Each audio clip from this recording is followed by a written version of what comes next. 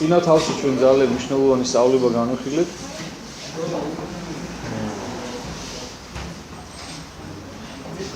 უფალმა ბრძანამ და თუ მიაქციეთ ყურადღება და გუშინ იყავით წირვაზე ვინც ბრძანდებოდით, მოისმინეთ იგივე სახარება, ოღონდ მარკოზისაგან წაკითხული ამ შემთხვევაში, რაც უფალი ბრძანებდა, რომ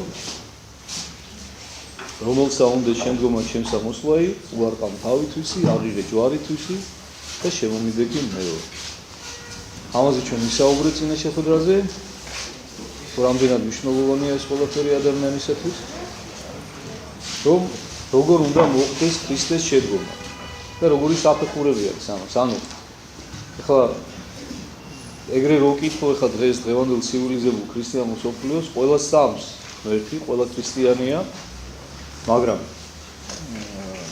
რეალურად უფლის მიმდევრები იქიდან არის ძალიან ცოტა. ისევე როგორც ძალიან ცოტა იყო ყოველთვის. მაგრამ მით უმეტეს დღეს, როდესაც ეს რაღაცა საოცარი განდგომილების საუკუნე აქვს. ანუ იმისათვის რომ განისაზღვროს ადამიანი რეალურად ნამდვილად რამდენად არის ქრისტიანი, აი ამ საფეხურებს უნდა გადიოდეს და უნდა აკმაყოფილდეს. პირველი ეს არის რომ უარყოს საკუთარი თავი და საკუთარი თავის უარყოფა გულისხმობს საკუთარ თავში ყოველივე ეგოისტურის უარყოფას. ყოველივე იმის უარყოფას, რაც შენ ბარიერად გიდგება უფლისაკენ მიმავალ გზაზე. ამაში არ იგულისხმება მხოლოდ ცუდი. იგულისხმება ის კარგიც, თუნდაც პირობითად ჭყალებში დავარქმევდნენ იმას კარგს. ის რაღაცა ცრუ სიკეთეები და სათნოებები, რომელიც ჩვენ თითქოს და გაგვაჩნია და რატო ვარქმევ ახლა მე განმარტავ ცრუს ამ ყველაფერს, იმიტომ რომ ცრუ არის იმის გამო, რომ სინამდვილეში რეალურად ის ყველაფერი ჩვენად მიგვაჩნია, გონია რომ ჩვენია მხოლოდ ღმერთის გარეშე. ანუ ღმერთი არაფრის შუაში არ არის და ჩვენ უფლისაგან განცალკევებულად შეგვიძლია რომ ეს ყველაფერი ვაკეთოთ და აი ჩვენ გავაკეთეთ ეს სიკეთე, ჩვენ დავეხმარეთ ვიღაცას, ჩვენ ჩავიდინეთ ეს სათნოება, ხალხის დაშგვიკრავს, იმიტომ რომ ის ხალხის ჩვენ გვხედავს და ჩვენს უკან უფალს ვერ ხედავს. და ჩვენს დიდი სიამოვნებით მივაწერთ აი ამ ყველა რაღაცა ღირსებას პირობითად საკუთარ თავს. აი ეს ყველაფერი თუ არ შეძლო და არ უარყო ადამიანმა საკუთარ თავში, ანუ თუ აი ყველაზე ცუდი რაც ემუქრება ადამიანს, ხალხო აი რა არის, აი მინდა რომ კარგად გაიგოთ. ყველაზე ცუდი რაც შეიძლება დაემუქროს ადამიანს, აი რატო არის ამ პარტაუნება ყველაზე ცუდი ცოდვა. ყველაზე მძიმე და თავი და დედა ყოველგვარი ცოდვისა, იმიტომ რომ ამ პარტაუნება განაშორებს საკუთარ შემოქმედს ადამიანს. ანუ ამ პარტაუნება არის თვისება, რომლის ძალითაც ადამიანი წარმოიდგენს, რომ თვითონ ღმერთის დახმარების გარეშე შეუძლია რაღაც. თავს უტოლებს თითქოს უფალს შემოქმედს. ანუ ეს ის თვისებაა, ეს ის ცოდვაა, რომლითაც თავის დროზე ის მთავარ ანგელოზი დაეცა და გადაიქცა მერე ეშმაკად. ანუ პლუსი შეიცვალა მინუსად რა. და ამიტომ არის ყველაზე მძიმე ცოდვა და ამიტომ არის ყველაზე ცუდი, რომ იზოლირებას ახდენს ადამიანისა ღვთისაგან. და მე ბევრჯერ მომიყვანია ეს მაგალითი და კიდევ ერთხელ მინდა მოგიყვანოთ, იმიტომ რომ რაღაცა მე ვთვლი, რომ რაღაცა საკმაოდ კარგად, კაფიოდ გამოხატავს იმას, რაც ემართება ადამიანს ღმერთის გარეშე. ანუ რა ხდება? ადამიანი, რომელიც წარმოიდგენს საკუთარ თავს, რომ ღმერთის გარეშე რაღაცა შეუძლია, მე ესე შედარებას ვაკეთებ ხოლმე, რომ გავს ფოთოლს, რომელსაც გონია, რომ ხის გარეშე რაღაცას წარმოადგენს. აი ესე შედარება მოყავს ხოლმე. აი თუნდაც სულ კენწეროზე მოფარფატე ფოთოლი იყოს, ხო? რომელიც თავს იწონებს, ეხლა თავის სილამაზით, რომ ყველაზე მაღლა და შეიძლება ის ფოთოლი არაფრად არ აგდებს იმ ფესვებს, რომლებიც ჭუჭყიან მიწაში არიან ჩარჭობილები მატლებთან და არც სინათლის სხივი ჩადის იქ და არც ჰაერი და არც არაფერი. და შეიძლება ზემოდან დაახმურებს, არაფრად არ მიაჩნია ისინი. სიზღითაც კი უყურებს მას, აი ეს ფოთოლი. და არ ახსოვს, რომ ორგანული ნაწილია აი ამ ხისა თვითონაც და ის ფესვებიც, ის ჭუჭყიანი მიწიანი ფესვებიც. და უფრო მეცაც გეტყვით, რომ სწორედ იმ ჭუჭყიანი და მიწიანი ფესვების დამსახურებაა ის, რომ ის იქ ცოცხლობს იმ კენწეროში. თორე საკმარისია იქ იმ მიწის სიღრმიდან არ იღებდეს იმ საკვებს, ის ფესვებიდან არ ამოდიოდეს, მერე ის ხის ტანი არ ატარებდეს ამ საკვებს, არ ადიოდეს ზემოთ, რომ ვერაფერსაც ვერ შეძლებდა და ვერაფრით თავს ვერ მოიწონებდა ეს ჩვენი ფოთოლი რა და მე ძალიან ბევრი ესეთი ფოთოლი ვიცი ადამიანებში რა, სამწუხაროდ უმრავლესობა. და აი სიბრმავე უყურეთ რა შემდგომარეობს რომ ფოთოლს გონია რომ თვითონ ხე არაფერ შუაში არ არის, არც ის ფესვები არაფერ შუაში არ არის და თვითონ შეუძლია რაღაცა რა. აი ამ ყველაფრის გარეშე წარმოადგენს რაღაცას. უბრალოდ ეს მთელი ხე თავისი კვარცხლბეკი გონია რა, რომელზეც დგას და თავს იწონებს რა. და ესეთ ფოთოლს აემართება მე ხო იცით? მოწყდება დაუბერავს ქარი და ძალიან სწრაფად ხვდება მე რომ თურმე მთელი ის მისი სიმშვენიერე, მთელი ის მისი სიფარფატე და სინარნარე და აი ეს მისი სიცოცხლე რაც ყველაზე მთავარია, რომელთაც ის ამაყობდა და მოქონდა თავი, ყოფილა არა მისი მხოლოდ დამოუკიდებლად, არამედ აი იმ ერთიანობის დამსახურება, იმ ერთიანი მთლიანობის, იმ ჰარმონიის შემადგენელი ნაწილი რო იყო თვითონაც, მაშინ იყო ცოცხალი რა. ესე არის ადამიანიც. კიდე ერთ შედარებასაც მოგიყვანდით რა, აი ალბათ ყველას გიჭამიათ ხიდან მოწყვეტილი ვაშლი. იგივე ვაშლი რო გააჩერო 2 დღე, თუნდაც 1 დღე, უკვე ისეთი გემოსი აღარ არის. და მე დროთა განმავლობაში ნელ-ნელა იწყებს ყდომას და ყობას, ხო? ანუ იგივე ვარიანტი აბსოლუტურად რა, ის სიცოცხლე მანამ აქვს, სანამ ხეზეა. და იმ ხიდან ახალ მოწყვეტილს აი ეს სიცოცხლე მოხვება, რომელიც ხეზე ქონდა მას. და იმის შემდეგ აღარ. მე უკვე ყდომას იწყებს და იგივე ვაშლი აი რომ მოწყვიტო 2 ვაშლი, ხო, ერთი მაშინ რო შეჭამო ხიდან ახალი მოწყვეტილი და მე რო დადო და მეორე დღეს ჭამო. ან მესამე დღეს. სულ სხვა რაღაცა, აბსოლუტურად სულ სხვა რამე. ის სიცოცხლე აღარ არის მაშინ. ესე არის ადამიანიც. ადამიანი ღმერთის გარეშე არის მკვდარი. მე ბევრჯერ მithქვავს თქვენთვის რომ ძალიან ბევრი ადამიანი რომელიც თulis თავის თავს რომ შეიძლება ცოცხალია, სინამდვილეში არ არის ცოცხალი, მკვდარია. სულიერად ოღონდ. ხორციელად კი ბატონო არის ცოცხალი და რაღაცა თავის რაღაცა ფიზიოლოგიურ პროცესებს აღასრულებს, მაგრამ ეს ხომ არ არის სიცოცხლე. ესე ცხოველებიც არიან ცოცხლები. თვითონ სიტყვა ცხოველი ძველ ქართულად ცოცხალს ნიშნავს, მაგრამ ის მხოლოდ ფიზიოლოგიური სიცოცხლე რაში გარგია? თუ კი შენ სულიერად ვერ გაცოცხლი, უფალმა შენ უკვდავებისათვის შექმნა. ეს არის შენი დანიშნულება და შენ თუ მხოლოდ რაღაცა ფიზიოლოგიური მოთხოვნილებების დაკმაყოფილებით ბედნიერი ხარ, ეს ძალიან საცუდავ მდგომარეობაში ვარდები და მაშინ აი ზუსტად ესეთ ადამიანებზე აქვს ნათქვამი დავით წინასწარმეტყველს, რომ კაცი პატივსაშინა იყო და არა გულისხმა ხო. ბაძვი და პიროთთა უგუნურთა და მიემსგავსა მათო. ძალიან დიდი საცოდაობა, როდესაც ადამიანმა არ იცის ის უმაღლესი დანიშნულება, რისთვისაც არის შექმნილი ის და მხოლოდ უმდაბლესით კმაყოფილდება. ჭეშმარიტად უმდაბლესია მხოლოდ, როდესაც ადამიანი მხოლოდ ფიზიოლოგიური სიცოცხლით კმაყოფილდება და იმ ფიზიოლოგიური მოთხოვნილებების დაკმაყოფილების საკუთარი თავისთვის რა. ამიტომაც უმთავრესი კიდევ ერთხელ გიმეორებთ, რაც არის აუცილებელი იმისათვის, რომ ადამიანი უფალთან მივიდეს და უპირველესი ეს არის უარყოს საკუთარი თავი. ანუ უარყოს საკუთარი ამპარტაონება, უარყოს ის აზრი საკუთარ თავში, რომელიც მანამდე იყო გაბატონებული მის გონებაში და სულში, რომ ის ღმერთის გარეშე რაღაცას წარმოადგენს. და მიხვდეს, რომ უფლის გარეშე და იმ საყოველთაო ჰარმონიასთან შეერთების გარეშე სწორედ ის ფოთოლია, რომელსაც გონია, რომ ხის გარეშე რამეს წარმოადგენს. მხოლოდ ამის შემდეგ, ანუ საკუთარი თავის დამდაბლების შემდეგ იწყება მეორე ეტაპი. აღიღე ჯვარითვის. აი გააზრება იმ ტვირთისა, იმ ჯვრისა, რომელიც შენი წილია ამ ქვეყანაზე. ჩვენ სასუფეველი ხო შრომით და ოფლით უნდა მოვიპოვოთ. ეს არის ჩვენი წილი ჯვარი და ღმერთი ჩვენ იმდენს გვაძლევს, იმ ხელა ჯვარს გვაძლევს, რომელიც ჩვენს ძალებს არ აღემატება, რომელიც ჩვენთვის მაცხოვნებელია, რომელიც ჩვენთვის აუცილებელია და ეს უნდა გავიაზროთ აუცილებლად. და მადლიერებით უნდა მივიღოთ ეს ტვირთი და ეს ჯვარი. უნდა ვიცოდეთ, რომ აი ეს არის ჩვენთვის ზუსტად ცხონების ასპარეზი. სასუფეველი უნდა მოვიპოვოთ. უნდა აიძულოთ სასუფეველის კარი, რომ გაიღოს ჩვენს თვალზე. და აი ესეთი შემზადებულიო, როდესაც უარყოფ შენს თავში ყოველივე ამპარტამულს და იმას, რაც ღვთისაგან გაანგაშორებს და გამოხატავ მზადყოფნას, შენი წილი ტვირთის, ანუ იმ უფლის ჯვრის სატვირთავად და ეს გაცილებით გიადვილდება მაშინ, როდესაც გააცნობიერებ, რომ ჯერ უფალმა იტვირთა შენი წილი ჯვარი. აი მე იმ დღესაც თქვი და ძალიან მიყვარს ამ სიტყვის გამეორება.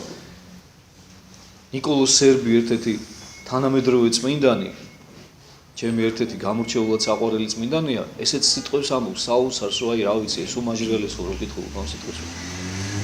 ნუ გეშინიათ ქრისტიანებო, თქვენ უკვე გამარჯვებულ ომში ჩაებითო. და ეს იმხელა სიტყვებია, რომ აი რა გითხრათ, რა, ამაზე დიდი ნუგეშია, ამაზე დიდი სიხარული, აი არ ვიცი რა, ქრისტიანისათვის, აი მართლა რიღასი უნდა ეშინოდეს ქრისტიანს. ქრისტე მიბრძოლა უკვე. ადამიანის ბუნებაში მოზობა და უკვე დაამარცხა, უკვე ზლია ის სიკვდილი, აი ყველაფერი მოერია. უბრალოდ ჩვენი წილი უნდა გავიმეოროთ, ჩვენი წილი უნდა ვიტვირთოთ. ისიც ღმერთის შეწევნით. ღმერთი გვეხმარება აქაც. წმინდა მამები ესე გვასწავლიან, ასკეტი მამები, რომ როდესაც ადამიანი გამოხატავს მზადყოფნას უფლის გზაზე სასიარულოდო, მხოლოდ და მხოლოდ 30%-ს უტოვებს ღმერთიო საკეთებელსო რა, რომ იმასაც ჩაეთვალოსო რაღაცა. 70%-ს უფალი თავის თავზე იღებს და თვითონ უკეთებს ადამიანს. და ნუ თუ სირცხვილი არ არის, ის 30% ჩვენ არ ვიტვირთოთ და იქ რო ვიწუწო, აი წუწუნი ძალიან ცუდი ცოდვაა რო იცოდეთ რა და ძალიან ცუდი თვისება ადამიანისა რა. და წუწუნა ადამიანი პირდაპირ ამხელს საკუთარ თავს, რომ მას უფლის იმედი არ აქვს. და უმადურია წუწუნა ადამიანი ღვთისა. არ არის მადლიერი იმისა, რაც გააჩნია ამ ქვეყანაზე. არ უნდა იყოთ ესეთი ხალხი. და ბოლოს დაამთავრა უფალმა ემითი, რომ თქვა, რომ მოვა ზეკაცისა, განსჯა სოფლისა და თქვა, რომ არიან აქამ მდგომარეთაგანიო, ანუ ეგ მოციქულებს მიმართავს, აი თქვენგან არიან ზოგიერთები, რომლებიც არ ეხილავენო სიკვდილს, მანამ არ ნახავენ დიდებით განსჯას სოფლისასო. და მე თქვენ გითხარით, რომ აქ რამოდენიმე მოსაზრება არსებობს, ანუ ზოგნი ფიქრობენ, რომ იგულისხმება ფერისვალება, რომელიც სწორედ დღეს უნდა განიხილოთ ჩვენ. ფერისვალება სწორედ უფლის დიდების ნაწილი იხილეს მოციქულებმა და ზოგნი ფიქრობენ, ნაწილი განმარტებლებისა, რომ ამას გულისხმობდა უფალი. ზოგი ფიქრობს, რომ ცოცხლად დარჩებოდა და კონკრეტულად იოანე ღვთისმეტყველზე იყო ლაპარაკი, მოსაზრება. იმიტომ რომ მე თქვენ მეორე ადგილიც გაგახსენეთ სახარებიდან, იოანეს სახარების დასასრულიდან, როდესაც უფალი ეუბნება, რომ მე თუ მინდა მაგისი ყოფნა ვიდრე მე მოვალო, შენ რაო, შენ მე შემომიდექი პეტრეს უწევნა. და თვითონ იოანე ამბობს, რომ განხდაო სიტყვა მოციქულთა შორის, რომ მოწაფე ესო არ ამოკვდესო. და უფალს ესე არ უთქვამსო, თვითონვე განმარტავს მე. თუმცა ესე ორაზროვნად ამბობს თვითონ იოანე მოციქულის, რომ შეგვიძლია ისეც ვიფიქროთ, ასეც ვიფიქროთ. და არის მესამე მოსაზრებაც კიდე, რომ უფალი გულისხმობდა იმას, რომ როდესაც ბოლოს უკვე კუნძულ პატმოსზე იყო გადასახლებული იოანე მოციქული, სადაც იხილა მან ეს გამოცხადება, რომელიც გახლავთ აი სწორედ ახალი აქტის ბოლო წიგნი, გამოცხადება, ანუ აპოკალიფსი, ხო? გამოცხადებაში აღწერილია სწორედ ბოლო ჟამის მოვლენები. რა იქნება და როგორ იქნება. და ნაწილი განმარტებლებისა და მე რატომღაც ყველაზე უფრო რეალურად ეს ვარიანტი მეჩვენება. ფიქრობს, რომ იგულისხმებოდა სწორედ ეს, რომ იოანე იხილავდა, იოანემ ხო ეს ხილვაში იხილა ყველაფერი და შემდეგ დაწერა. რომ იხილავდა აი ამ მეორედ მოსვლის დროინდელ მოვლენებს. ანუ არიან თქვენ შორისო ისეთებიო, რომლებიც არ მოკვდებიან, სანამ ამ ყველაფერს არ იხილავდნენ. და იოანემ იხილა. სწორედ სიცოცხლეშივე და მე თქვენ გითხარით და დროზე ჩვენ ბევრჯერ გვისაუბრია, რომ დრო პირობითია და არ არსებობს ღვთისმინაში ყველაფერი დასრულებულია. და ღმერთმა გაუხსნა ეს მომავალი იოანეს მოციქულს და დაანახვა ეს ყველაფერი რა იქნებოდა და როგორ იქნებოდა. და იოანემ ჩაწერა. კურთხევა მიიღო და ბრძანება რომ დაწერეო ეს ყველაფერი. ასე რომ ყველაზე სავარაუდო ვარიანტი მე მაინც ეს მგონია რა, მე ჩემი პირადი აზრია რომ აი ეს უფრო იგულისხმებოდა.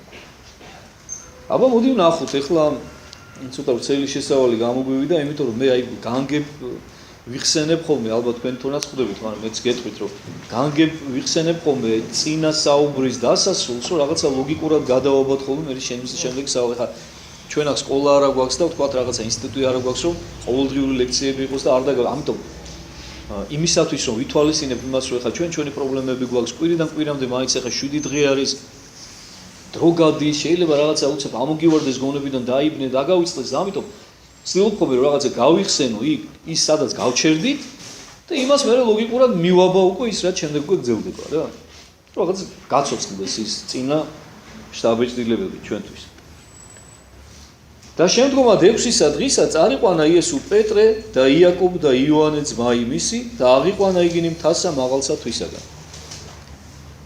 შემდგომა 6-ისა დღისაო. ანუ აი ამ დღიდან, როდესაც ჩვენ ვისაუბრეთ, ანუ წინა საუბარი ერთის დამთავრდა, იქიდან 6 დღის შემდეგ მიდიან იესო, პეტრე, იაკობი და იოანე.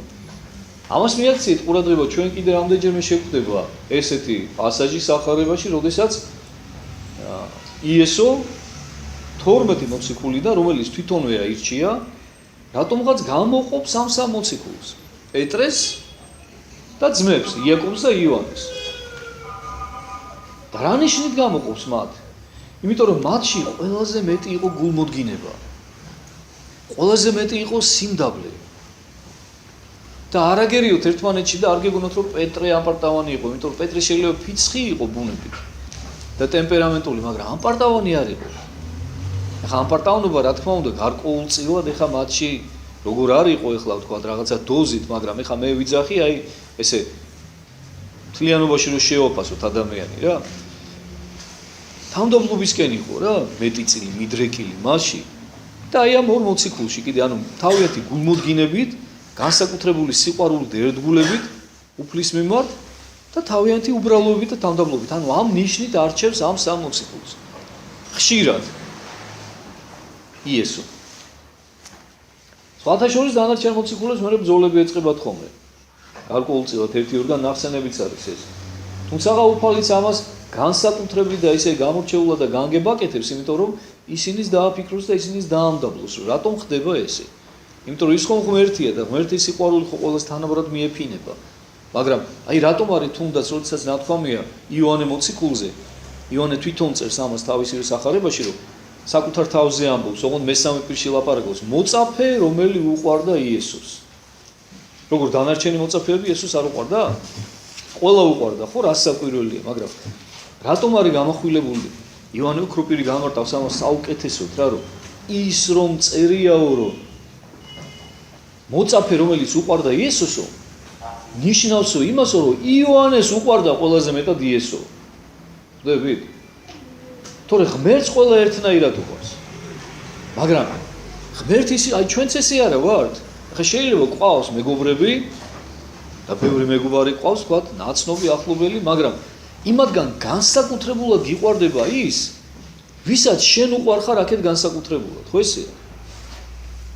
აი ესე იყო ამ შემთხვევაში, ანუ უფლის მიერ გამორჩეულობა იოანესი მდგომარეობდა თვითონ იოანეს გამორჩეულ სიყვარულში უფლის მიმართ.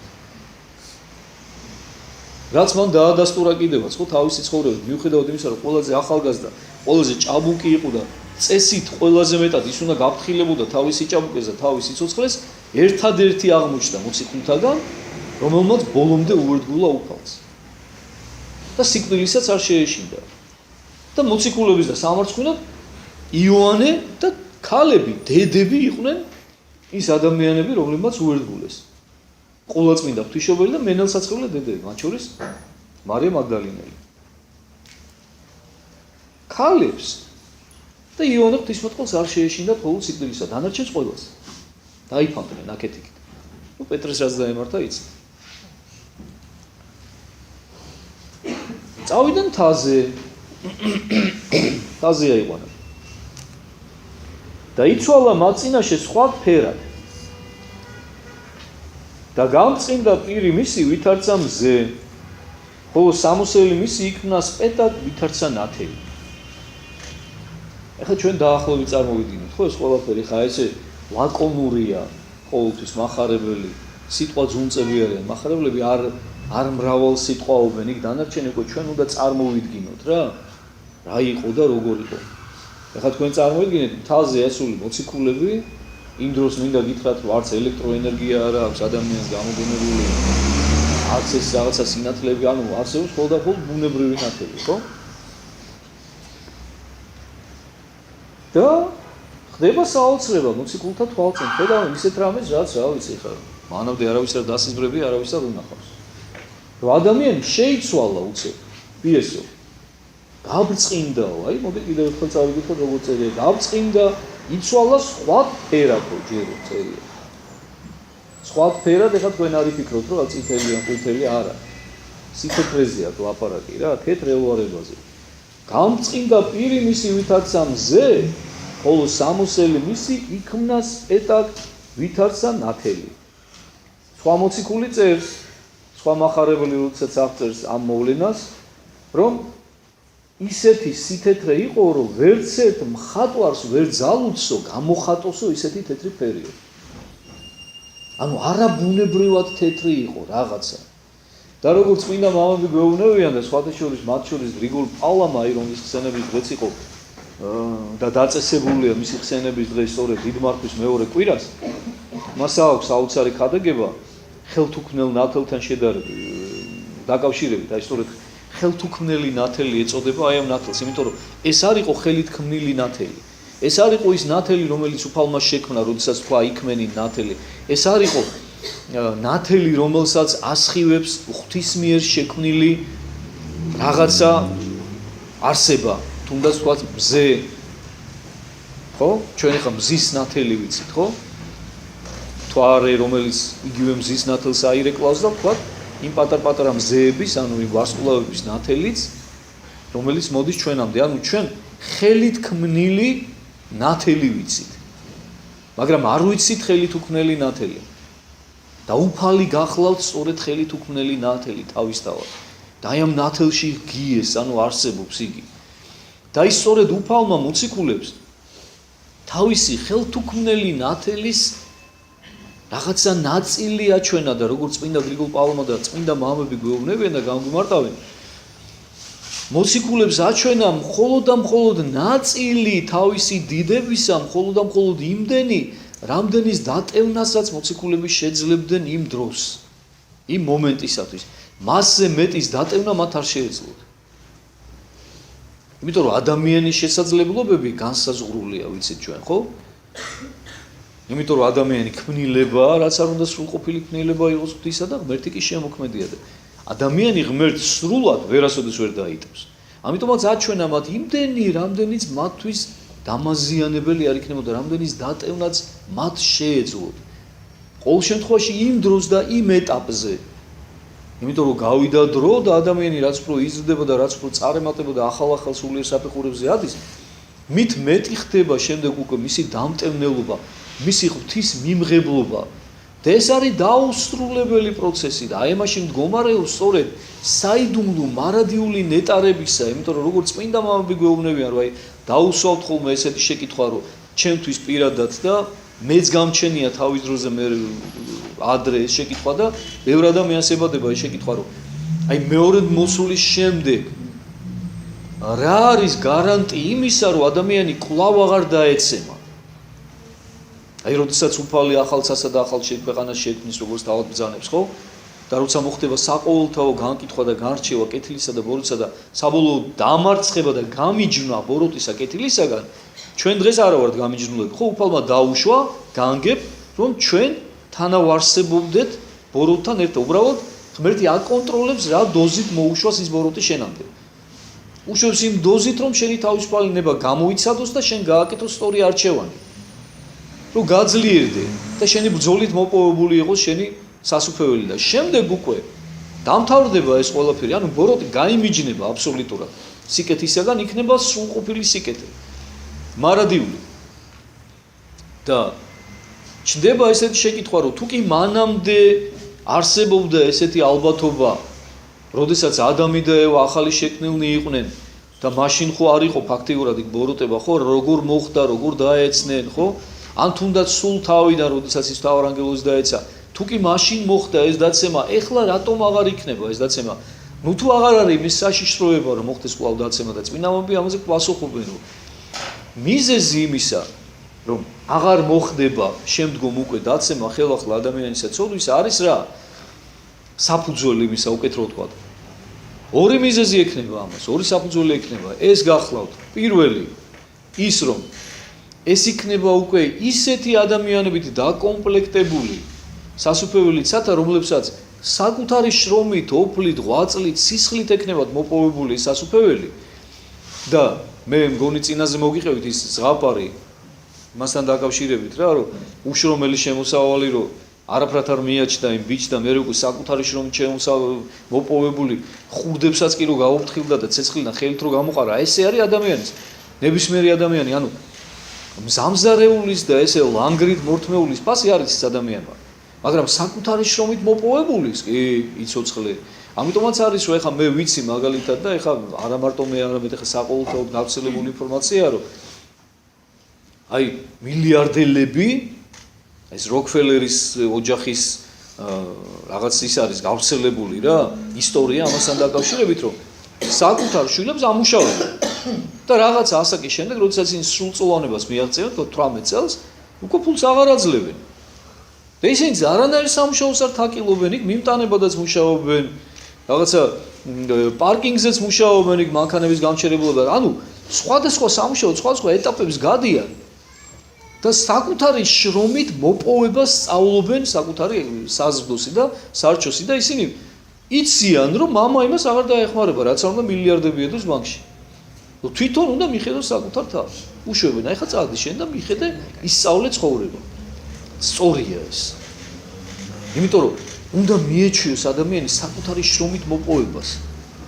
და იმის ფასი მას ყოველთვის ეცოდინება და არ გაცვლის არაფერზე აბსოლუტურად მე ის. ანუ პირველი მიზეზი ეს არის, რომ სწორედ ესეთი ადამიანებით იქნება დაკომპლექტებული სასუფეველი, რომელსაც საკუთარი შრომით, ოფლით, გარჯით, სისხლით, წვალებით ექნებათ მოპოვებული სასუფეველი და მეორე მიზეზი კიდე, როგორც წმინდანები გვეუბნებიან, არის ის, რომ ანუ აი სვავენ ესეთ შეკითხვას, რომ მომაბეზრებელი არ იქნება, თუნდაც ის ნეტარი მდგომარეობა, ხო შეიძლება რომ ერთ ჩვენიერ დღეს ადამიანს მობეზრდეს და გვეუბნებიან წმინდანები, რომ არა, არ მობეზრდება არასოდეს, იმიტომ რომ ეს იქნება მარადიულად ცვალებადი, მარადიულად მზარდი ნეტარება, რომელიც არასოდეს აღარ დასრულდება. აი თქვენ წარმოიდგინეთ და ეცადეთ რომ გაიაზროთ. ამას მხოლოდ და მხოლოდ იმ შემთხვევაში მიხვდები, თუ კი თქვენ გაიაზრეთ ის, რომ ღმერთია თვითონ დაუსრულებელი. ღმერთი ხომ დაუსრულებელია, ღმერთი ხომ შემოქმედია და ღმერთს ხომ ადამიანი ბოლომდე ვერასოდეს ვერ მიწდება. და ეს პროცესი გაგრძელდება და გაგრძელდება მარადისობაში. და ის სწორედ ეს გახლავთ მეორე მიზეზი იმისა, რომ არასოდეს არ მობეზ, ანუ ადამიანს შეიძლება მობეზრდეს ერთფეროვანი მდგომარეობა, რაც არ უნდა ნეტარი იყოს. მაგრამ მდგომარეობა, რომელიც იზრდება და იზრდება, ეს შენი ნეტარების განცდა, ეს შენი სიხარულის განცდა, უფრო მეტი და მეტია. ამ სიხარულთან ერთად რა მოდის? შემეცნება ღვთისა, ხო? რომ ღმერთს უფრო და უფრო ახლოს რო ეცნობი. ამაზე დიდი და ამაზე აღმატებული რა უნდა იყოს, ხო? და რომ ხვდები შენ რომ ეს არ დასრულდება არასოდეს და ეს შენი ნეტარებაც არის აი მარადიული ეს აი მხოლოდ და მხოლოდ ხა მე კი ვცდილობ რომ სიტყვიერად გამოვხატო, მაგრამ წარმოუდგენელია ეს ადამიანმა რომ ბოლომდე გაიაზროს. თუ ღირსი გავხდით ამ ყველაფერს, ამ მხოლოდ და მხოლოდ მერე მივხვდებით ამას ყველაფერს და მერე შევიმეცნებთ და მერე გავიაზრებთ და ინებოს უფალმა და გავხადოს ღირსი თითოეული ჩვენთაგან. და ახლა ეჩვენეს მათ მოსე და ელია მისთანა. ანუ მანამდე ნათქვამი იყო, რომ არა თუ მხოლოდ უფლის სახე და ხელები, ანუ მისი რაღაც სხეული გავწყინდა, სამოსელიც კი მისიო გახდა ელვარეო, როგორც ნათელიო. და ახლა ეჩვენეს მათ მოსე და ელია მისთანა და თანაც რა ხვიდეს. ანუ ერთი სასაული ის, რომ უფალი იხილეს, გავწყინებული და მეორე სასაულის დაერთო ამას ყველაფერს, უცებ დაინახეს მოსე და ელია. ახლა მოდი დავსვათ შეკითხვა, საიდან გაიგეს ახლა მოციქულებმა ახლა სახეზე არ ეწერათ იმათ რომ მოსე იყო და ელია იყო და როგორ მიხვდნენ ისინი რომ ისინი იყვნენ მოსე და ელია? ამაზე ორი პასუხი აქვს წმინდა მამის. ერთი ის რომ სულით იგრძნეს და იცნეს ისინი რომ სწორედ ისინი იყვნენ მოსე და ელია და მეორეც მათი საუბრიდან გამომდინარე მიხვდენო, იმიტომ რომ ისინი თან ზრახვიდესო წერია. და როგორც მამები განმარტავენ, ზრახვიდეს, ანუ საუბრობდნენ ქრისტეს მომავალ ვნებებზე და მას როგორც ადამიანს აძლიერებდნენ. მასში ხო იყო ადამიანის სრულყოფილი და თან ღმერთიც, ხო? ანუ ქრისტეში ადამიანურ ბუნებას აძლიერებდნენ მოსე და ელია. ეს ორი უდიდესი წინასწარმეტყველთა შორის.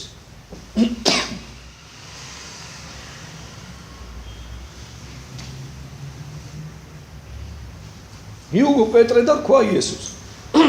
ეხა პეტრეს სიტყვებს დააგვირგვინოთ. უფალო, კეთილა ჩვენ და აქა ყოფაი. აკაიაო აქაო არა. გადის და აფთოვანდა პეტრე. და თუ გნებავს, ქმნეთ აქა სამ ტალავარ.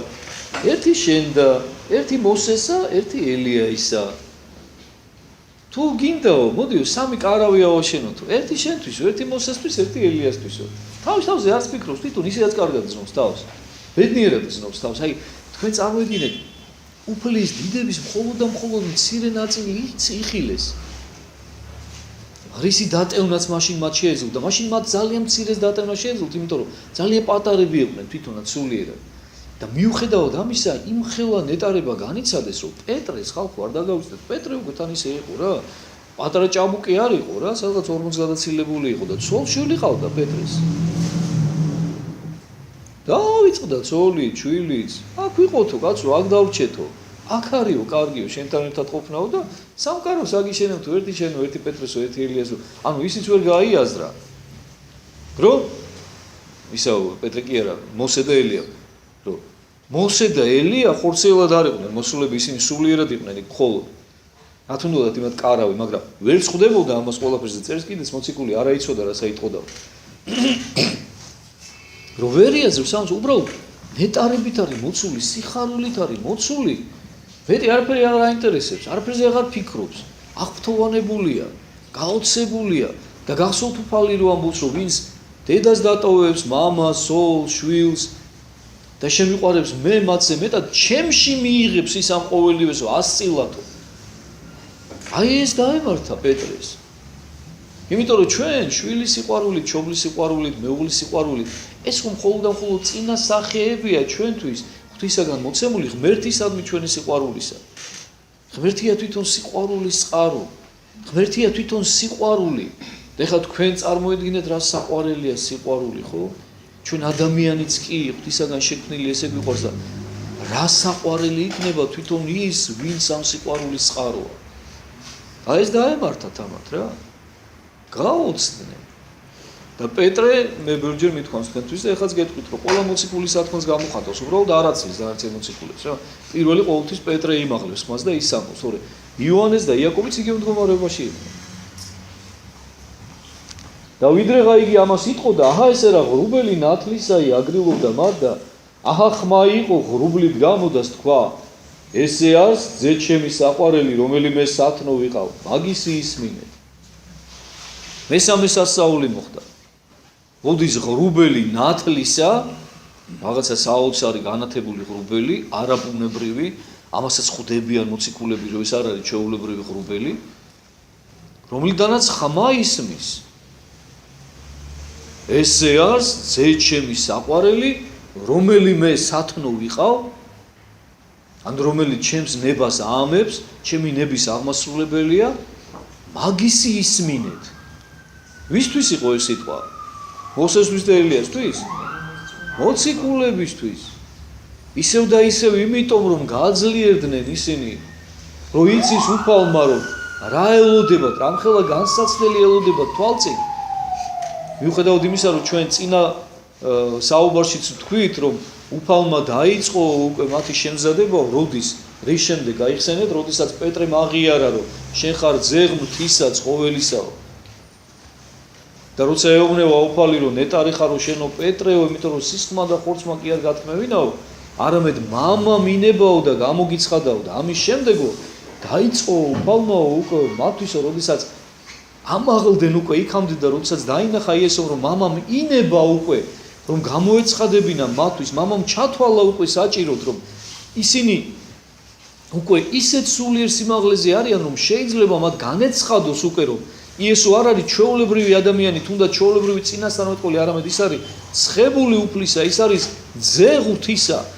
ამის შემდეგ დაიწყო უფალმაო მათვისო უკვე სწავლებაო რომ ძე კაცისა უნდა მოკვდეს წიგნობართა და ფარისეულთა ხელი, უნდა დაეფლას და მესამესა დღესა უნდა აღდგეს.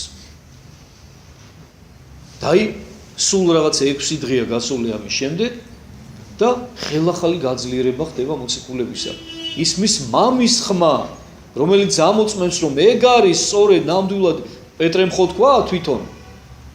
და კიდევ ერთი დასტური იმისა, რაც უფალმა იესომ უთხრა პეტრეს რომ სისხლმა და ხორცმა კი არ გამოგიცხადა შენ ეს, ანუ შენ თვითონ კი არ მიხვდი პეტრე შენ რომ მე ძე ვარ ღვთისა. მამა მინება და მამამ გაგრძნობინა და გამოგიცხადა, ეხლაც ეს ხდება. დასტური ხელახალი უკვე ზეციდან ხმა მოისმინეს მოციქულებმა, ხედავთ?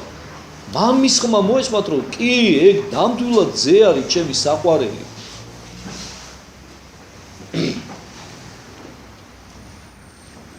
და ესმარა ესე მოწაფეთა დავარდეს პირსაზე და თვისა და შეეშინა ფრიად.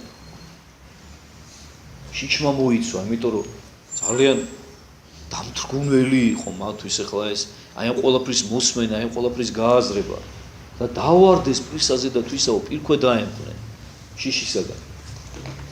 და მოუხდა მათ იესო შეახო ხელი და თქვა აღდეგით და ნუ გეშინით. მოვიდა იესო და ანუგეშა ისინი, შეახო ხელი და აყენა. ნუ გეშინიათ აღდეგით. და აღრა იხილნეს თვალნი მათნი, არავინ იხილეს გარნა იესო ხოლო მარტოი. და დაინახეს რომ ეს ყველაფერი დასრულებული იყო უკვე ეს მათი ხილვა. მოდი კიდევ ერთ შეკითხვა დავსვათ, რასაც სვავეწმინდა მამები და თვითონვე პასუხობენ. რატომ წაიყვანა 3 და არა 1, მაგალითად, რატო არ წაიყვანა პეტრე მხოლოდ? ან თუნდაც 2 და რატო 3? იმიტომ რომ რო წაიყვანაო 1-ო, ჩათვლიდაო რომ ეს ყველაფერი მოეჩვენაო. და ამიტომ წაიყვანაო 3-ო. რომ ის 3 ხო მე ერთმანეთს გაუზიარებდნენ და შთაბეჭდილებებს ეხა 3-ს ერთად ხო არ მოეჩვენებოდა რა? ანუ დარწმუნებული იქნებოდნენ უკვე რომ ეს ნამდვილად იხილეს მათ ჭეშმარიტად. და გარდა მორავიდოდეს იგინი მიერ მთით, ამცნო მათ იესო და თქვა, ნუ ვის უთხრობთ ხილვასა ამას, ვიდრემდის ძე კაცისა იმ ყდრეთით აღდგეს. ხედავთ? აუკრძალა მათ ამაზე საუბარით ან ხაზი გაუსვა კიდევ ერთხელ იმას რომ ეს მოხდება ესე ძე კაცის ამ ყდრეთით აღდგება, როგორც მე გიწინასწარმეტყველეთ და მანამდე ნუ ეტყვით ნურავის ამას. მაგრამ თქვენ მოისმინეთ ეს ყველაფერი, თქვენ იხილეთ მოსე და ელია რომელიც მე მაძლიერებდა. თქვენ წარმოიდგინეთ ხალხო, აი ესეც კი ნანახი ქონდა პეტრეს. აი რამდენი რამე აქვს ნანახი, მაინც რო ემართება ის რაც ემართება და ჩვენ რისი იმედი უნდა გქონდეს და ჩვენ რა უნდა გაგვიკვირდეს ჩვენი დაცემის. აი ამიტომაც არის ამ პარტაუნება, როდესაც ადამიანს თავისი ცოდვა უკვირს, თავისი დაცემა და მე რო სასწორკვეთილებაში ვარდება, რატო ვარდები? თუ კი პეტრეს დაემართა ამ ყველაფრის მხილველს, რომელიც უფლის თანამედროვე იყო, მასთან ერთად მოძრაობდა, თვითონ ხედავდა ყველა სასწაულს, ისმენდა უფლისაგან დარიგებას, წინასწარმეტყველებებს, რაც მოხდებოდა და მაინც დაემართა, შენ რა გიკვირს შენი ცოდვა? დაიმდაბლე თავი. აღიარე რომ ჭია ხარ და მატლი ხარ ღვთის წინაშე მეტი არაფერი. და მიმართე უფალს რომ შეგეწიოს, გაგაძლიეროს და მოგარევინოს და გაგაძლევინოს შენი ცოდვა. და კითხეს მას მოწაფეთა მისთა და ეტყოდეს, ვით არ უკვე ეტყვიან წიგნობარნი, ვით არ მე ელია ისი ჯერ არის პირველად მოსვლა. მოწაფეები ეკითხებიან, ეხლა უკვე როდესაც უფალმა დაუწყო მათ საუბარი თავის წინვალი აღდგომასთან დაკავშირებით, შემდეგ უკვე ეკითხებიან ეხლა რა რომ და როდესაც უკვე განუცხადა მათ ასე ვთქვათ თვითონვე რომ ჭეშმარიტად, ანუ კითხა ჯერ პეტრეს, პეტრემ უპასუხა რომ შენ ხარ ჭეშმარიტად ძე ღვთისა და შემდეგ უკვე თვითონაც დასტური მისცა, ანუ არ უყვია უფალს იესოს არ უარყოფია რომ არა ვარ მე ძე ღვთისა. კი პეტრე ვარ. და ბედნიერი ხარ შენ და ნეტარი ხარ იმის გამო რომ მამა მინება და გამოგიცხადა და გაჩვენა და გაგრძნობინა რომ მე ნამდვილად ძე ვარ ღვთისა. და ამის შემდეგ ეხა მოციქულების თავში უკვე სხვა რაღაცეები ხდება რა. უკვე ამ კუთხით დაიწყეს უკვე მათ აზროვნება, უკვე გაიაზრეს რომ ეს არ არის ჩვეულებრივი წინასწარმეტყველი, არამედ ძეა ღვთისა. ღვთისხებულია. და უკვე 1000 რაღაცა გაახსენდათ, რაც აუკითხავთ ჯულში ქრისტეს შესახებ, მესიის შესახებ, რომელიც უნდა მოვიდეს და ეხა ეკითხებიან რომ როგორ წერიაო და როგორ ამბობენო ფარისევლები რომ ჯერო ელია უნდა მოვიდესო. ანუ ეხა უცებ გავუშვათ შეკითხვა რომ ეხა შენ რომ მოხვედი ეხა ჩვენ კი ჯერა ეხა გასაგებია რომ შენ ხარ ძე ღვთისა, მაგრამ ელია და მათ იცოდნენ რომ ჯერ ელია უნდა მოსულიყო, ელია რომელიც ცოცხლად იყო ატაცებული ღვთისაგან, ცეცხლოვანი ეტლი, რომელსაც სიკვდილი არ უხილავს. და ჯერ ელია უნდა მოსულიყო და მერე უნდა მოსულიყო მესია. და ეგ როგორ არის ვეგამბავი? ანუ აზუსტებენ რა ეხა მოციქულები. ხოლო იესო მიუგო და რქვა ამათ.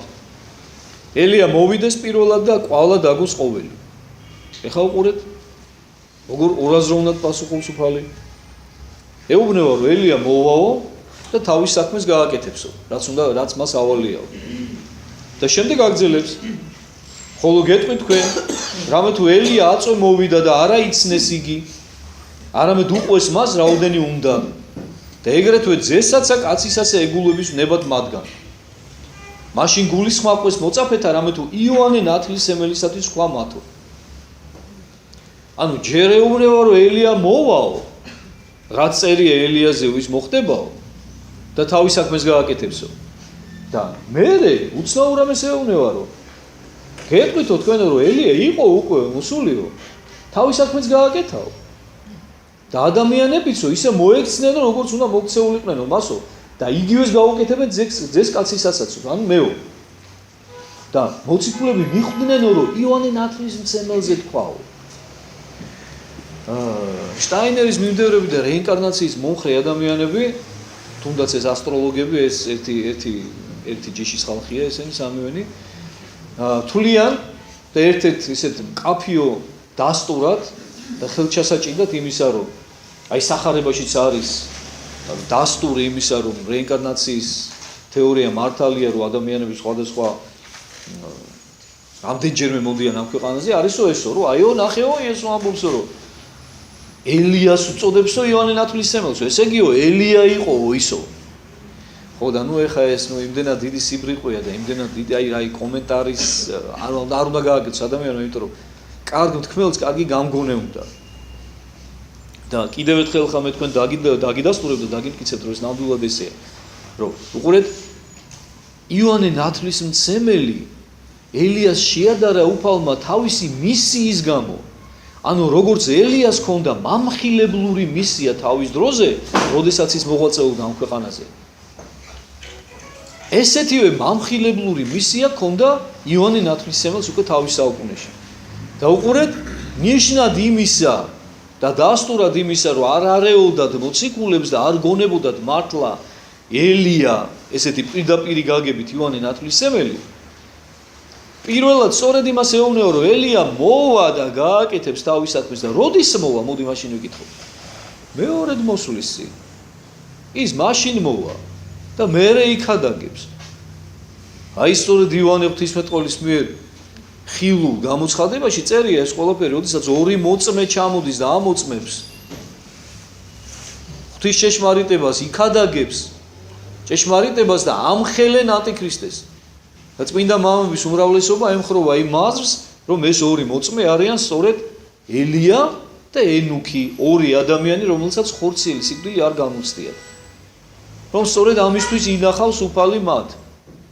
და ისინიც განიცდიან შემდეგ ხორციელ სიკვდილს თავად ანტიქრისტეს ხელით.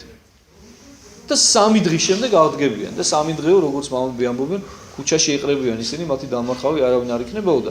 შემდეგ იმ 3 დღის შემდეგ აღდგებიან და მათთან ერთად აღდგება მთელი სამყარო, იმიტომ რომ დაბრუნდება უფალი დიდებით, ზეციური ღრუბლებით მომავალი.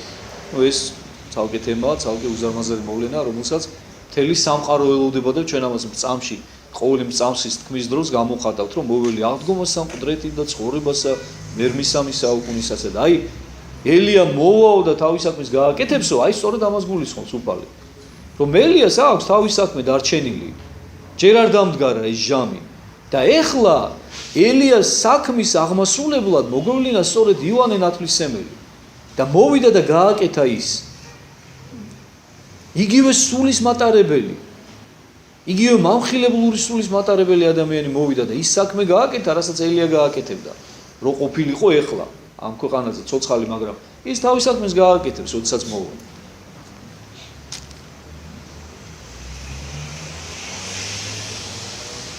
დავითარცა მოვიდეს იგინი ერისა მის, მოუხდა მას კაცი ერთი, მუხნი დაიდგნა მის წინაშე და ეტყოდა უფალო. ანუ მოვიდან უკვე ისეთ დასახლებულ ადგილზე, სადაც უკვე ხალხიც არის, ხალხმაც უცებ დაინახა და თქვენ იცით რომ უფალს უკვე დიდი ხანია სახელი ეს გავარდნილი როგორც კურნალ სასაულ მოქმედი და მივიდა ადამიანი ერთი, მუხნი დაიდგნა მის წინაშე, ანუ დაიჩოქა და ეხვეწება სთხოვს.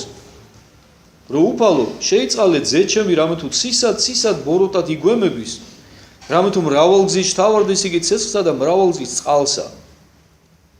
და მოგვარა იგი მოწაფეთა შენთა და ვერ შეუძლეს განკურნებად მისა. ანუ ცისად გვემული. ეხლა რას ნიშნავს ცისად გვემული? ანუ ესენი იყვნენ ადამიანები, რომლებიც დამოკიდებულნი იყვნენ რაღაცა მთვარის ფაზებზე რა. და ამის მიხედვით ხდებოდნენ შეურაცხადები. და როდესაც აი ესეთი რაღაცა ემართებოდათ, უკვე გაუკონტროლებლები იყვნენ, ვეღარ აკონტროლებდნენ თავიანთ მოქმედება და ძალიან ბევრ ვნებას ეყრებოდნენ რა. ვნებას ამ შემთხვევაში ხორციელი გაგებით, რომ ანუ ცეცხლში ბევრჯერ ცეცხლში ჩავარნილაო, წყალში ანუ იმ დროს მათ უკვე აღქმა საშიშროებისა ეკარგებოდათ. ანუ იმისა რომ ხა გონიერმა ნორმალურმა ადამიანმა იცის მაგალითად რომ ცეცხლში ხელი არ უნდა შეყოს, ხო? და წყალში თავით არ უნდა გადახტოს, იმიტომ რომ შეიძლება დაიხჩოს და ის ცეცხლი დაწოვს. ანუ იმ დროს, როდესაც აი ამ დაავადებით იყვნენ შეპყრობილი, ხო? მათ უკვე ავიწყდებოდათ, ეკარგებოდათ აღქმა აი იმისა, რომ ცეცხლი მწველია, წყალი დამხჭობელია, თქვა. და ბევრჯერ წყალში ჩავარნილაო და ძლივს გადაგუჩენიაო, ბევრჯერ ცეცხლში ჩავარნილაო, თავისით ესე ვარდებოდა. ხო და ეხლა თქვენ წარმოიდგინეთ ეხლა მშობლის მდგომარეობა, ხო? მშობელი, რომელსაც ესეთი შვილი ყავს.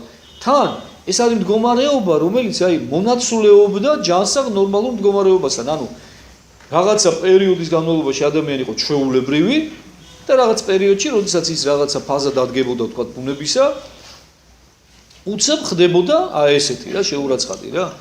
და წლების განმავლობაში და წარმოიდგინეთ ეხლა მშობელი რა დღეში იყო, როდესაც ესეთ შვილს უყურებდა, ხო, ესეთ ნებულს და ესეთ დღეში.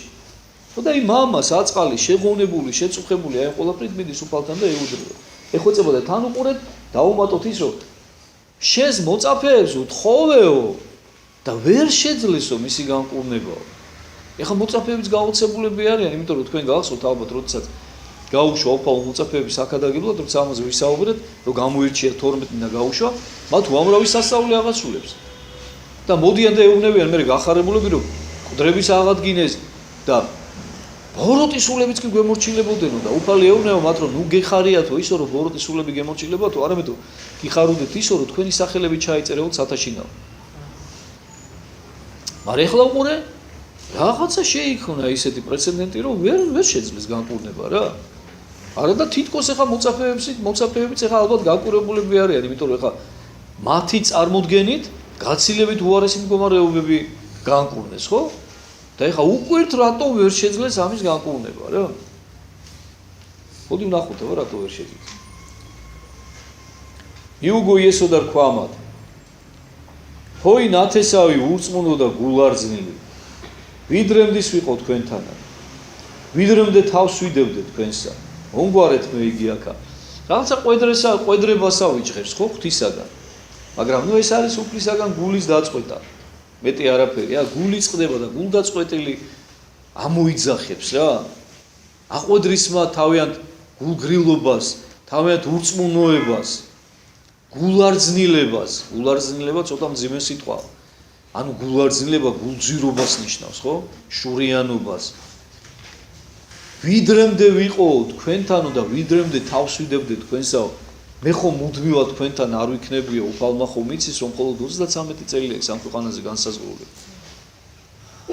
და მომიყვანეთო მე იგი აქო დავით არცა მოგვარეს შერისხნა მას იესო და განვიდა მისგან ეშმაკი იგი და განიკურნა ყრმა იგი მიერ ჟამიდან განკურნა შერისხა იმ ბოროტს განურისხდა გამოაძო მისგან გამოაძევა და განიკურნა იმ ჟამიდან მოხდა კიდევ ერთი სასწაული ხო რაღაცა დივერსია გვექნება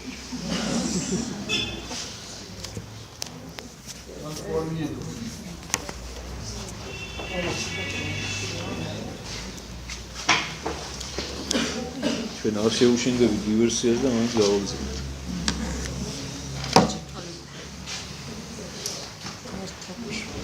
და რა ხდება ახლა? მოდი ვნახოთ. ეხლა გაუკვირდათ მოციქულებს რა?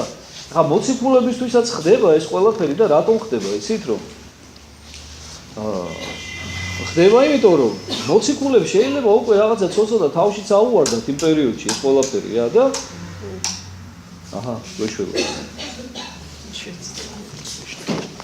მოციქულებმაც ეთყობა რაღაცა ჩათვალეს დიდი ლევანეთი აბა თუ რამე გამოგივა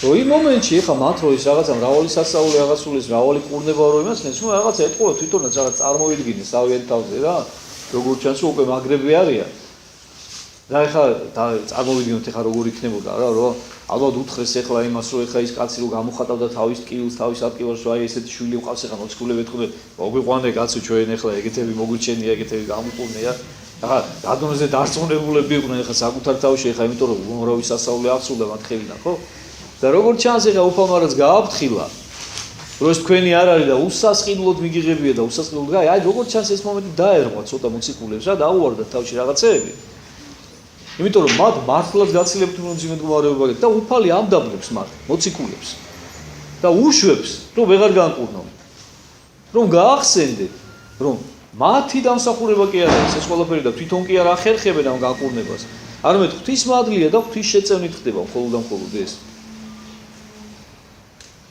და მიდიან და ეკითხებიან იესოს ანუ ვერ ასვენებთ ეხლა ეს შეკითხვა რა რომ აი რა იყო რატო ვერ შეძლეს თვითონ განკურნება რა ისათვის ჩვენ ვერ შეუძლებთ განხდათ მისაო ჩვენ რატო ვერ შევძლებთო მისი გაძევებაო ამ ბოროტის სულისა ხოლო იესო ქვამად ურწმუნოებისა თქვენისათვისო ხედავთ როგორ დაამდაბლა უცებ თქვენი ურწმუნოების გამო თქვენი მცირედ მორწმუნეობის გამო რომ თქვენ რო ის წმენა არ აგებთ რაც საჭიროა თორე ხო უთხრა მანამდეც უფალმა რომ დოგვის მარცვლის ოდენა წმენა რო ქონდეთ თებს ეხლა თებს ნახეთ ურწმუნოებისა თქვენისათვის ამინ გეტყვით თქვენ უკვე თუ გაგვხვდეთ სარწმუნოებაი ვითარცა მარცვალი დოგვისაი თქვათ მთასა ამას მიიცვალე ამიერ იქი და მიიცვალოს და არ არა ის შეუძლებელი იყოს თქვენ მიერ ხედავთ მე წინაზეც ვისაუბრე ამასთან დაკავშირებით რომელიღაც გადაგებაში ხა ბოლოს აღარ მახსოვს რა რომ მთების გადაადგილება არაფერ შეაჭირდება ღმერთს უბრალოდ ამზაფრებს თავის ათმანს უფალი და ეუბნება რომ მორწმუნე ადამიანისთვის ესეც კი შესაძლებელია თუ კი ადამიანი მოინდომებს და თუ კი ადამიანი ჭეშმარიტად მიენდობა უფალს და ირწმუნებს რომ ღვთისთვის არის ეს შესაძლებელი და ღვთის მადლით მე თვითონაც შეძლებს თორე ეხლა ადამიანმა რომ თვითონ წარმოვიდგინოს რომ თვითონ შეუძლია რომ თა გადაადგილოს აბა ეხლა იმის ამპარტავნებას რა უშორის მე წარმოუდგენელია ხო მაგრამ სწორედ ამაშია საქმე რომ სწორედ ისეთი ადამიანი შეძლებს რომ თა ესეთი პატერიკიც არის მოთხრობილი წმინდა მამათა ცხოვრებაში რომ ერთი გამოუცდელი ბერი მიდის აი გამოცდილთან რა გამოცდილ თავდაბალ დაყუდებულ ბერთან რომელიც თავისთვის აი რო ერთ სამჩნევენ წესიერად ისე რომ ცხოვრობს რა და მიდის და ეკითხება სახარებას კითხულობს რა და წაიკითხავს სწორედ ამ მომენტს როდესაც უფალი ამბობს რა და კაცო ეს ვერ გავიგეო რა და ეთიო ამიხსენიო როგორ არისო რა და ეგ რომელი ადგილიო შვილო ეხა ის ეთქვისა და გამოართმევს თვითონ ამ სახარებას და დაიწყებს თვითონ კითხვას რა რომ ხოლო ეს რქვა ამათო უწმუნეს ხა და თუ გაქვთ ეს საწმუნებით არცა მარცვალი მდობისა რქვა თასა ამას მიიცვალე ამერიკი და მიიცვალოსო და ეს ამას რო კითხულობს ეს ტირამე წერია რა უცნაური რა პატრიქსი რა ხა მამათა ცხოვრებაში რა და ჩვენ ეს უნდა მივიღოთ ჩვეულებრივად ну გრუხუნი მოისმაო უცებო რა მთან დაიწყო გრუხუნიო რა ხო და ამას შეეშინდა ხო და ეს ბერიო მიუბრუნდაო და ჯვარი გადასახა შენ არ გეუბნებიო გაჩერდიო ეხლა თქვენ წარმოიდგინეთ იმას ეს კი არ გაუკვირდა და არც არაფერში არ ჭირდებოდა იმას და იცოდა რომ ეხლა ის რაც მოხდა ღვთის ძალით მოხდა და არა მისი ძალით და უფალი სწორედ იმ ადამიანებისათვის უშვებს აი ამ სასწაულ მოქმედებებს რომლებსაც უკვე ეს აღარ დააზარალებს სულიერად ეხლა თუ ადამიანი თვითონ ცდილობს და თვითონ წვალობს რომ გამოიძიოს რაღაცები და გახდეს რაღაცა შამანი და ეს მისი ის არის მაგრამ აი როცა ღმერთი უშვებს იმ დროს უკვე როცა ადამიანისთვის დამაზარალებელი არ არის ეს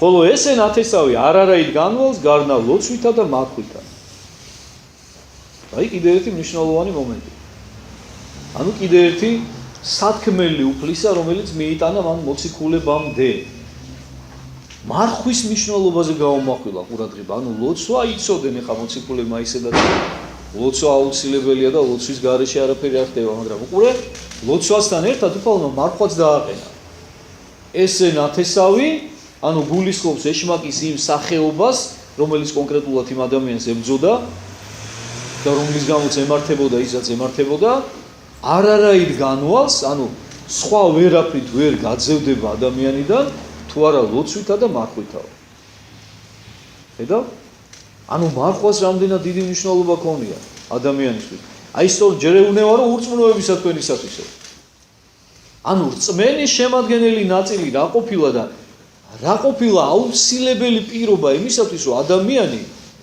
რწმენაში გაძლიერდეს ლოცვა და მარხვა იმიტომ რომ მე ადამიანებს ხშირად ვეუბნები ხოლმე რომ სამ პირობას ჩამოთვლი ხოლმე ეკლესიური ცხოვრებისას როცა ვესაუბრებ პირად საუბრებში ეს არის მოძღვართან გულწრფელი და მჭიდრო ურთიერთობა რეალური ურთიერთობა და არა ესე ქაღალდზე დაწერილი კვარტალში ერთხელ ვნახავ მოძღვარს წელიწადში ერთხელ რეალური მეორე სისტემატიური სიარული წირვა-ლოცვას და მონაწილეობა ყველა იმ საეკლესიო საიდუმლოში აღსარება ზიარება ასე შემდეგ და მესამე ლოცვა და მარხვა შენი პირადი ღვაწლი რომლის გარეშეც ეს ყველაფერი წინა ორი გვერდზე ჩაგივლის და შენში არ გაივლის და აუცილებელია რომ სწორედ შენში გაიაროს და შენს შინაგან გამოცდილებად იქცეს ეს ყველაფერი წინააღმდეგ შემთხვევაში დარჩება მხოლოდ თეორია რომელიც მოისმინე რა რაღაცა კურსი როგორც ჩვენ უმაღლესებს ვანთავრობდით ხოლმე რა რომ რაღაცა მოისმინა რა მაგრამ იმისათვის რომ ის მოსმენილი შენ შინაგან გამოცდილებად იქცეს აუცილებელია ლოცვა და მარხვა ანუ შენი პირადი ღვაწლი ლოცვაც და მარხვაც მარხვა როგორც თავშეკავება საკუთარ თავზე მუშაობა გაძლიერება ბრძოლა ვნებებთან მარხვის გარეშე ვერც ერთი ადამიანი ვნებებს ვერ მოერევა და მარხვა დიდი სიტყვაა მარხვა არ გულისხმობს მხოლოდ საჭმელისაგან თავშეკავებას საჭმელი მეათეხარისხოვანია უფრო მეტსაც გეტყვით მარხვაში საჭმელისაგან თავის შეკავება მხოლოდ იმდენად არის ჩვენთვის მნიშვნელოვანი რომ მექანიზმია ერთი და იგივე ბრძოლისა როგორც ხორცისაგან იკავებ თავს ისე შეიკავებ თავს მერე ვნებებისაგან და შენ თუ გემრიელი საჭმელისაგან ვერ შეძები თავის შეკავება როგორ შეიკავებ თავს განკითხვისაგან წილისამებისაგან რუშობისაგან ბილწი აზრებისაგან და ასე შემდეგ ვერ შეიკავებ გამორიცხულია ვერ მოერევი ჯერ ხილულიდან უნდა ისწავლო ბრძოლა რომ რაღაცა წირო ხორცი გიდევს ის არ შეჭამო საკუთარი ნების კონტროლს მიეჩვიო ამას რომ მიეჩვევი მე უკვე ყველაფერი კარგად არის ანუ მე უკვე სწავლობ ამის მიხედვით როგორ უნდა მოერიო ნებებს რომელიც არ არის ესეთი ხელჩასაჭიდი ხო მაგრამ სულიერად სწავლობ უკვე მათთან ბრძოლას ანუ როგორი თავშეკავების მექანიზმსაც აამუშავებ ხორციელი თვალსაზრისით საკვებთან მიმართებაში ისეთივე თავშეკავების მექანიზმით ანუ ის შენ სულიერ ძალებს აძლიერებს ებრძვი უკვე უნებებსაც და საბოლოო ჯამში აღწევ უკვე იმ მდგომარეობას როდესაც შენი ინსტინქტები შენი უნებები შენი ხორციელი რაღაცები შენ გემორჩილება და არა პირიქით შენ არ ემორჩილები მათ თავისუფლების სწორი გაგება სწორედ ეს არის როცა ადამიანი საკუთარი თავის ბატონ პატრონია საკუთარი თავის უფალია უნებები კი არ ნახობენ მას როგორ მოეცენ არამედ პირიქით თვითონ არ ნახობს იმ ნებებს რომ მიუშვას ნებაზე თუ არ მიუშვას. ეს არის ნამდვილი თავისუფლება. დავით არცა იქცეოდეს იგინი გალილეას რქვა მათ იესო.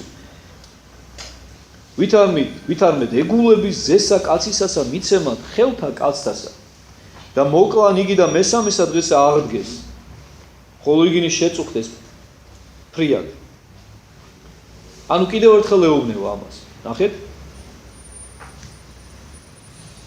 მე გითხარით თქვენ რომ აი ამ დღიდან უკვე დაუწყო საუბარი, ანუ უფალმა იცის რამხელა ტკივილი და რამხელა განსაცდელი ელოდეოთ მოციქულებს თავიანთი საყვარელი მოძღვრის თან ეს მალე მოხდება ძალიან სულ რამოდენიმე თვეში თავიანთი საყვარელი მოძღვრის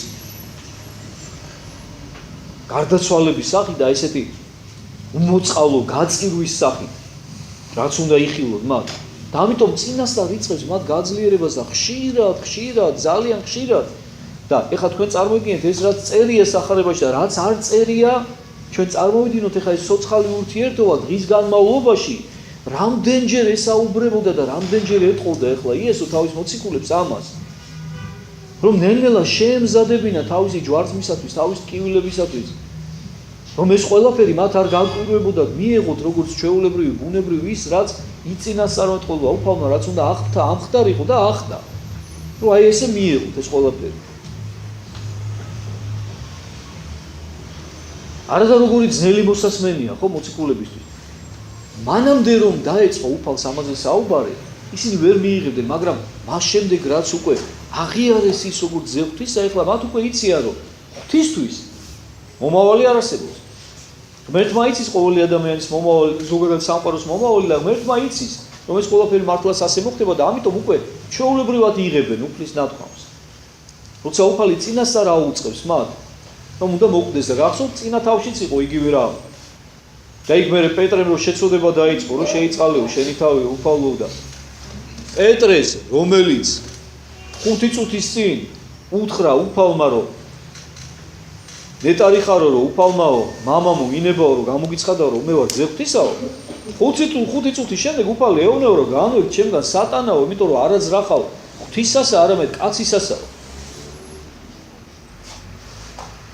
ეხლა უკვე აღარ ეუბნება პეტრე იმიტომ რომ მიხვდა მაშინ ისეთი მიიღო რომ აღარ უნდა უთხრას ეგეთი რაღაცა მაგრამ შეწუხდესო ფრიათო იმიტომ რომ ძალიან გულიწდებათ არ უნდათ რა მოციქულებს ეგრე მოხდეს მაგრამ იმასაც ხვდებიან რომ ამას ვერ შეეწინააღმდეგებიან იმიტომ რომ რაკი უფალი ამბობს რაკი იესო ამბობს ესე იგი ესე უნდა მოხდეს ესე იგი ესე უნდა აღსრულდეს ესეა საჭირო კაცობრიობის გამოხსნისათვის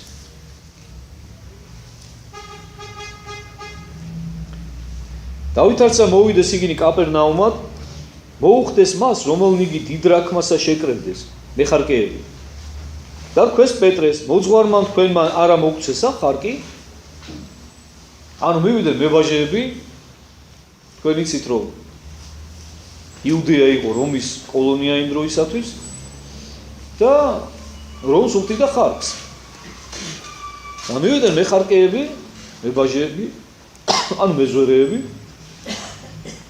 და პეტრეს ეუბნებიან რატომ პეტრეს ისევ და ისევ იმიტომ რომ პეტრე გამოირჩევა მოციქულებიდან თავისი ასაკი, თავისი სტატუსი, თავისი სიფიცხით, აი ლიდერი იყო რა ერთგვარი მოციქულებში რა და მოციქულებისგანვე აღიარებული და უფრო მეცად გეტყვით იესოსგანვე და მიდიან და ეკითხებიან რა რომ თქვენი მოძღვარიო ხარ არ გადაგვიხდისო ხოლო მან თქვა მათ ჰე კიო გადაგიხდითო დავით არცა შევიდა იგი სახით უსწრომას იესო და თქვა ანუ უყურეთ პეტრემ თავის თავზე ცოტა მეტი აიღო ანუ სანამ შეეკითხებოდა უფალს მანამდე პასუხობს ქრისტეს მაგივრად რომ კიო გადაიხდისო და შემდეგ შედის უკვე მაინც რომ შეეკითხოს აქ შეიძლება იმის გამოც გააკეთა ეს პეტრემ რომ მოერიდა კონფლიქტს რომ შეეშინდა რომ ეხლა რო უთხრა რომ არა რაღაცა არ მოიყვანონ ეხლა ხედრები და არ წაიყვანონ უფალი აქედან და ამიტომ უთხრა რომ კი გადაგიხდი და შედის მაინც მეორე ალბათ ცოტა დამფრთხალი და შეშინებული და ეკითხება იესოს რა უпроსორად უნდა რომ შეეკითხოს და სანამ შეეკითხება იესო მიცის უკვე რაც უნდა მოხდეს და რაც იყო და თვითონვე ასწრებს და ეკითხება რასა გონება შენ სიმონ? შენ როგორ ფიქრობ სიმონო, პეტრეს ეუბნება? მეფენი ქვეყანისანი ვიერგან მიიღებენ ხარკსა, ანუ ზვერსა შვილთაგან, ანუ უცხოთაგან. შენ როგორ ფიქრობ პეტრეო? ამ ქვეყნის მეფეებიო, ხარკსო ვისგან იღებენო? შვილებისგანო? თუ უცხო ადამიანებისგანო? რა თქმა უნდა უცხო ადამიანებისგან, ხო? ეხლა შვილს ხო არ გამართმევს მეფე ხარკს. თქვამას პეტრე უცხოთაგან მიუგო იესო და თქვამას, აც უკვე თავისუფალ სამი არიან შვილნი. მაშინო გამოდისო რომ შვილებიო თავისუფლები ყოფილანო, რომ ხარკისაგანო. ამით იმასაც ეუბნება რომ მე უფე ვარ და მე არ მეკუთვნის ხარკის გადახდა. მაგრამ ეს ამ ადამიანებმა არ იციან, იმიტომ რომ ესენი მხოლოდ ხორციელი თვალით იყურებიან. და ამათთვის მე ჩვეულებრივი რიგით იუდეველი ვარ, რომელმაც უნდა გადავიხადო ეს ხარკი. და ხდება კიდევ ერთი სასწაული. ხოლო რათა არა დაავაბრკოლნეთ იგინია, ნახეთ ღმერთის კაცნუყვარება. და მიაქციეთ ყურადღება კიდევ ერთ მნიშვნელოვან მომენტს, რომ როგორ ფრთხილად ექცევა ამ ადამიანებს, მებაჟეებს, რათა არა დაავაბრკოლნეთ იგინიო. მათ დაავკოლებაზე ზრუნავს და არ უნდა რომ ისინი დაავკოლოს. და ამ დროს როგორ სასტიკად ექცევა ფარისევლებს და მწიგნობრებს და როგორ ამხელს მუდმივად მათ, იმიტომ რომ ისინი ჩასაფრებული ადამიანები არიან, ისინი გველები არიან. და ესენი არ არიან გველები, არ ჩასაფრებული, ესენი უბრალოდ გულუყვილო ადამიანები არიან. ხორციელი ადამიანები, ამათ არც აქვთ არანაირი პრეტენზია სულიერებაზე, ხალხის მოძღვრობაზე, არანაირი. ხედავთ, ღმერთს ესენი უფრო უყვარს. ამათ უფრო მეტი მოწიწებით და მეტი მორიდებით ექცევა. ზრუნავს რომ არ დაბრკოლდნენ ისინი, იმიტომ რომ უფალმა კარგად იცის რომ ესენი, რომლებიც დღეს ხალხისაგან ყველაზე დამამცირებელი პროფესიის წარმომადგენლები არიან და ყველაზე საძულველი ხალხისათვის მებაჟეები, შეიძლება ძალიან მალე შეიცვალონ სასიკეთოდ და უცებ გარდაქმნან ეს თავიანთი არასწორი მიმართულება სწორი მიმართულებისკენ. ისევე როგორც მათე მეზვერე ხო, ისევე როგორც რა ერქვა კაცოებას? ზაქე, ხო? ანუ ის ორი ადამიანი ხო იყვნენ მეზვერეები, ხო? ზაქე მეზვერეთა უფროსი იყო. მაგრამ როგორ შეიცვალა მათი ცხოვრება, ხო?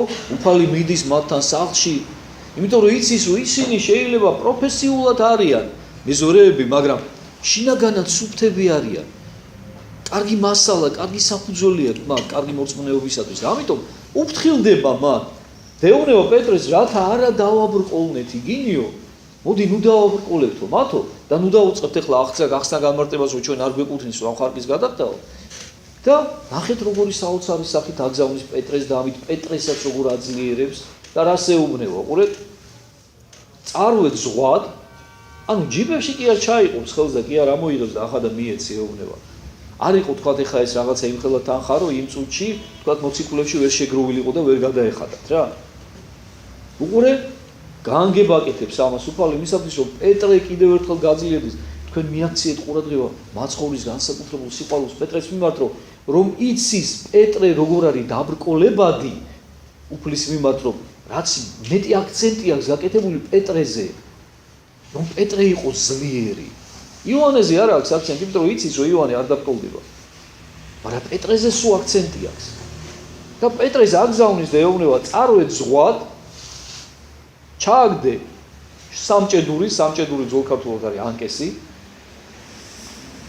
და რომელი პირველად აღმოხდეს თევზი, პირველი თევზი, რომელიც ამშენ ანკეს ამოყვებაო, აღიღე და აღუღე პირი მისი, პირი გაუღე იმ თევზო, რომელსაც პირველად დაიჭერე.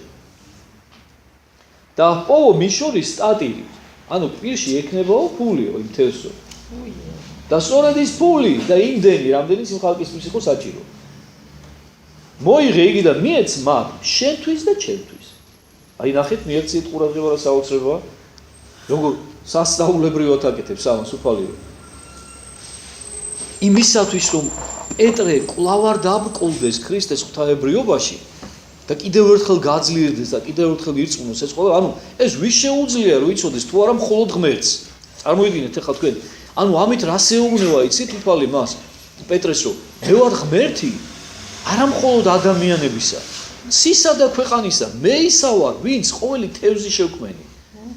ყოველი ბალახი ჩემი შექმნილია და მე ის ვარ, რომელმაც ვიცი ჩემში არსებული ღვთაებრივი ბუნებით, რომ სწორედ ის თევზი, რომელიც პირველად ამოყვება შენ, ანუ იქ ხარ დრო გავიდოდა რა, იმის შემდეგ ხაც როდის პეტრე იქიდან იქ წავიდოდა, ეხლა იმ ზღვაში რამდენი თევზი დაცურავს, ხო, მაგრამ აი მაგიტო გეუბნებით რომ ღვთის წინაშე მომავალი არ არსებობს. ეს ყველაფერი იცის უფალმა, დანახული აქვს ეს ყველაფერი წინასწარ. ეუბნება რომ აი სწორედ იმ დროს, როცა შენ პეტრე იქ მიხვალ და რომ ჩააგდებ იმ შენ სამჭე დურს, ანკეს, აი პირველი თევზი რომელიც შენ ამოყვება, სწორედ ის იქნება, რომელსაც პირში ეჭირება თან, როგორი მონეტა, რომელიც საკმარისია შენი და ჩემი ხარკის გადასახდება. და ეხლა თქვენ ერთი წუთი წარმოიდგინეთ, ეხლა მე აღარ წერია სახარებაში, რომ როგორ წავიდა პეტრე, როგორ იპოვა ეს თევზი და ასე შემდეგ, მაგრამ ეს რომ ესე არ მომხდარიყო, დამიჯერებდა, ნამდვილად ეწერებოდა. ანუ რას საკვირველია, ეს ყველაფერი ესე ახსრულდა, სწორედ როგორც უფალმა თქვა. და თქვენ ერთი წუთი წარმოიდგინეთ, ეხლა პეტრეს გაოცებული სახე ამას რომ ნახავთ. აი წარმოიდგინეთ რა, ეხლა ჩვენ ხო სწავლობთ სტრიქონებს შორის კითხვა სახარებისას, ხო? ხო წავიდა ამის შემდეგ პეტრე, ამიგეთ ან ეხლა გულში ეხლა ეკნებოდა ეხლა თავისებური ეჭვები, ხო? წარმოიდგინეთ ეხლა რა, მაინც ეხლა რომ ვა, ეხლა რამდენზე იქაჩება კაცო ეს ეხლა, ნუ თუ მაგდენიც იცის ეხლა ეგ რომ ვა, ეხლა მე რო იქ ანკეს გადავაგდებ, ჯერ საერთოდ დავიჭერ, არ დავიჭერ, მე რო დავიჭერ, როგორ ეხლა პირში რაღაცა და ამოიყვანდა პირველ თევზს, წარმოიდგინეთ და რო ნახავდა ზუსტად იმ ფულის ერთეულს ეხლა იმის პირში, რაც უფალმა უთხრა რა. აი როგორ გაძლიერდებოდა კიდევ ერთხელ სპენაში და თქვენ კიდევ ერთხელ წარმოიდგინეთ რომ აი ესეთ პეტრეს მე რა ემართება და რაღა დაგვემართება ჩვენ. ამიტომ მაქსიმალურად მოვემზადოთ და მაქსიმალურად მოვინდომოთ ჩვენ ძვირფასებო რომ აუცილებლად გავძლიერდეთ რწმენაში, თორემ ევროპი ძალიან ბევრ განსაცდელს გვიმზადებს ჩვენ ამ ქვეყანაზე და ძალიან ბევრი დაბრკოლება დაგვდება უფლისაკენ სავალ გზაზე. ამით დასრულდა მე-17 თავი. შემდეგ სამშაბათს შევხვდებით ჩვენ ტრადიციულად, თუ მშვიდობა იქნება და ღმერთმა გვაწუხა და გავაგზავნებთ შემდეგ თავს. დიდი მადლობა.